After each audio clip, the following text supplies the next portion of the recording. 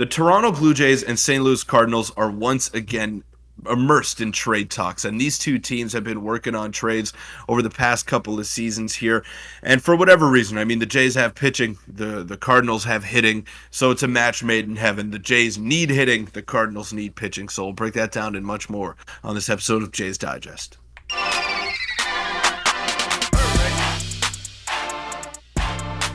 What's up, Jays fans? I'm your host, Peter Vryonis, alongside host Nick Gosse. Now, this is nothing new to us, Nick. The St. Louis Cardinals and Toronto Blue Jays are once again involved in trade talks. We don't know how deep they are into those trade talks. However, I mean, it just makes sense from both sides. Obviously, the Cardinals need pitching, but they also want to shave payroll. So the Jays have some young, controllable arms that they can offer to them. And the Blue Jays, it's been very well documented. They were very good last year. They just weren't good enough on the offensive side of the ball. And St. Louis has a plethora of bats that they can offer to the Jays, whether it be in the outfield or the infield. I mean, there's just so many ways to dissect a potential trade here.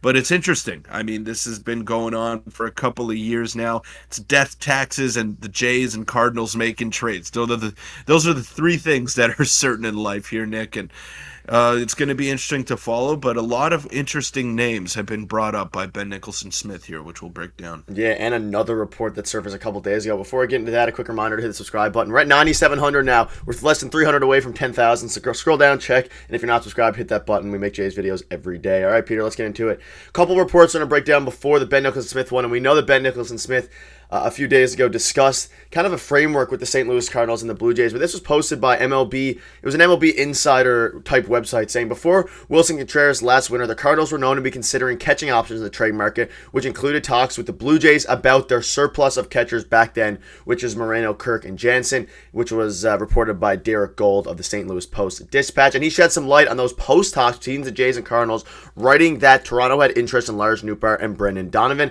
And then he basically goes on to say that those talks have kind of continued into now. However, looking for more of a Dylan Carlson type player, which are on the Jays' radar, but also noting that Nootbar could slide perfectly into the Blue Jays' left field vacancy.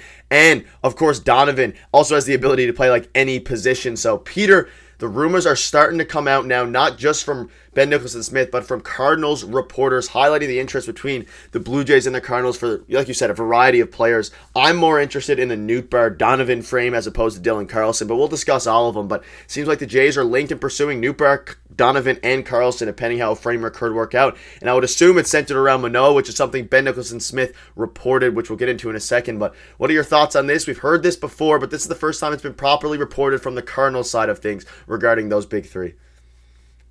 I'd definitely be more interested in Lars Nootbar as well, but it would cost you a heftier package. Now, whether that's Manoah plus, who knows? But Lars Nootbar is a very good player. Just hasn't really been able to stay healthy in the past couple of seasons. Hasn't been on the field all the time, but he's got power. He can draw walks. He gets on base. He's got some swing and miss in his game, but he's good defensively. He's a true five-tool player. You know, he's a guy that can really do everything. He's got tools like crazy. His arm strength is nuts. His power is off the charts. So he's definitely a player that can help out the Jays. When it comes to Brendan Donovan, he'd probably be third on my list just because of the lack of power. He doesn't really hit that many home runs. And I'd be more in on Carlson as a reclamation project because it would cost you a bit less. I don't think you would need to give up Alek Manoah to get a Dylan Carlson. So I would have them like this. I would have Lars Nootbar first. I would have Dylan Carlson second, then Brendan Donovan at the bottom. I think Donovan is the best player of the three, but he just doesn't fit what the Blue Jays need right now. He's not a guy that's going to slug 20 plus home runs. He plays multiple positions. That's great. He runs the bases well. He's very good defensively, but just the power. He just doesn't have the power that the Jays are looking to address this offseason.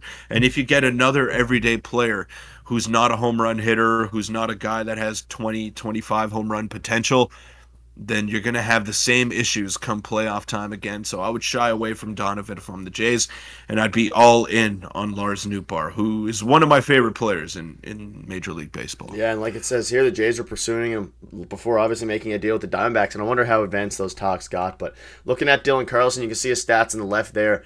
He's a solid player. He was especially solid in 2021, and you said a reclamation project, and that is exactly what it would be. He struggled the past two seasons across about 700 plate appearances and 650 at bats, but he would be a guy, and that's a very interesting point. If they don't have to give up Alek Manoah, then I'd be all in on getting a guy like Dylan Carlson. I just wouldn't make a trade Alek Manoah for Carlson. I think most Jays fans agree with that. Now, this is from Ben Nicholson Smith's one of his articles from a few days ago discussing some potential speculation regarding a Cardinals trade. And he said, since the Cardinals need pitching badly and plan to contend soon, St. Louis is an intriguing team to watch on the trade market. Plus, they have positional player depth, allowing them to consider potential trade ideas.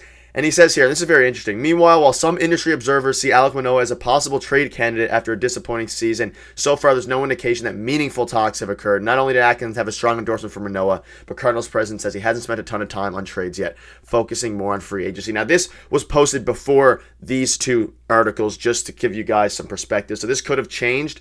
That being said, it kind of makes sense. And like Ben Smith also confirms that the Blue Jays and Cardinals engaged in trade talks last winter. And let's not forget, they made a trade, probably the biggest trade in the Atkins trade deadline era in Jordan Hicks last offseason. So there's communication there. Have the talks gone far? Probably not yet, depending on who you're asking. But I don't know. A Manoah framework could work. I'm not high on trading Manoah at all, but it's surely not for Dylan Carlson if we are going to make a Manoah trade. But if this is for maybe a couple of prospects, I don't know what it would take, a top 20 prospect and someone else, I'd be all in.